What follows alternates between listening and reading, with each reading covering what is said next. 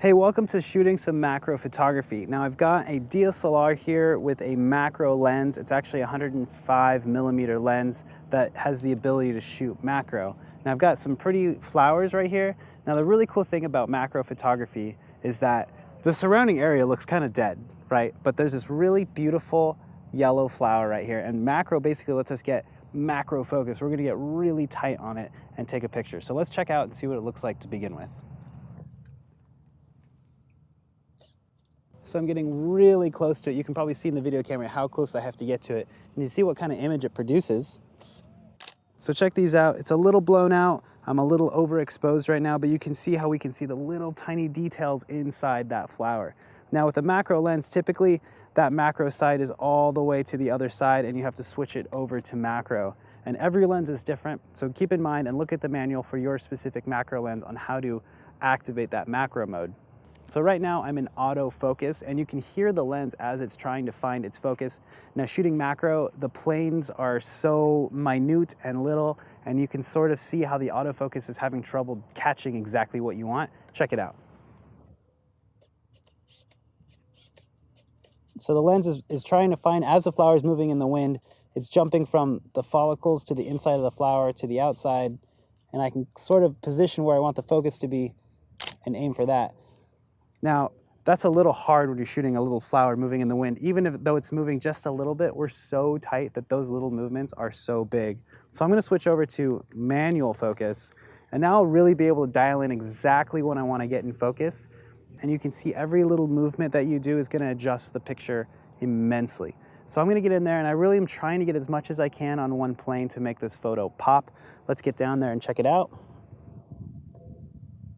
So now I've got complete control. I can kind of decide where I want to put the focus much easier than the autofocus will. And I'll take a couple shots while I'm down here. So let's check out these. You can see how I'm really close up. You can see how bright the yellows are, how great the blue is, and how close we can see the detail in the little tiny follicles inside the plant. It really looks awesome. Another tip that I've noticed when you're shooting macro is not only will you be able to focus like this, but if you make small movements forward or backward, it'll make a huge difference. So if you can't really dial in here, dial in between your movement like that and here. It's very little movement though, very subtle. Even that much will change the focus a ton. So also something to mention is I'm shooting at an f/22 right now to get as much in focus as I can. Even though there's so many glass elements going on here, there is still a lot out of focus. If I was to shoot at, I can't do this right now because it's so bright outside, but if I was to shoot at a 2.8 and try this, there'd be so little in focus that it would be kind of hard to distinguish what you're shooting. If that's your style, if that's what you're going for, you can go ahead and try it. I think it would be really helpful to have a tripod. That's another tip that I'm not actually practicing right now, but I'm getting frustrated trying to get this ant, this moving flower, everything in focus while trying to keep my hands steady.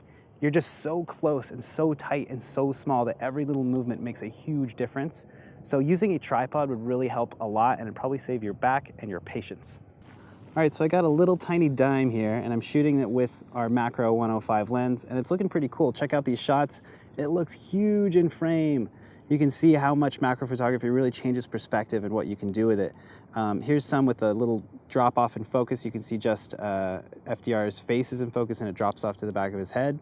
And then we go over to the just centered where the whole entire plane of focus of the dime is in focus, and then you see the shadow drop off in it. You can see how dramatic the shadow that's coming from the dime looks when we're shooting macro, when in reality it's so tiny. Like compare this little tiny thing against my face to this photo. It looks giant.